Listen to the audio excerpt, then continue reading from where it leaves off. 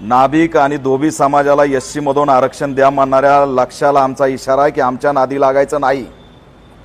तुझी नौटंकी बस झाली आता। 2 जिल्ह्यामध्ये टुरुक टुरुक एका समाजाच्या बळावरती फिरला म्हणजे काय देशाचा राष्ट्राचा नेता झाला का तू? महाराष्ट्रामध्ये जर एससी आरक्षणाच्या दिशेने कोणी वाकड्या नजरेने बघितलं तर याद राख, चुकीच्या बिळात हात घालतोस, अंगावर येतोस। अंगाव आला तर शिंगाव घेऊ आणि बिळात हात घातलास तर हात उकडून टाकू।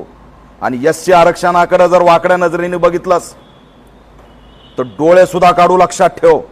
सिद्धनाथ महाराजची औलाद आहे, गळ्यात मडका आणि पाठीला झाडू भोगलेली औलाद आहे। मूळ आरक्षण डॉक्टर बाबासाहेब आंबेडकरांनी एससी एसटीला दिलं। 1978-1994 पासून या महाराष्ट्रामध्ये आरक्षणाचं भांडण सुरू आहे।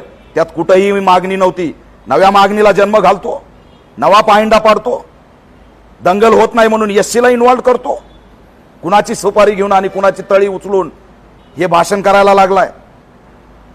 मीडिया ट्रायल करतो, शिवराळ भाषा वापरतो, गावंढळ गप्पा करतो। अरे 4 भुरटे टकुचे घेऊन फिरला म्हणजे तू काय मोठा विद्वान गेला का लागून? कदापि खपून घेणार नाही। लक्ष आमच्या अंगावरती येण्याचा प्रयत्न करू नको।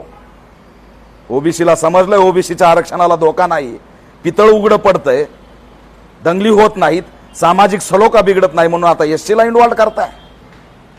राज्य सरकारला, मुख्यमंत्र्यांना माझी मागणी आहे, मुख्यमंत्री साहेब, गृहमंत्री साहेब, हे योग्य नाही।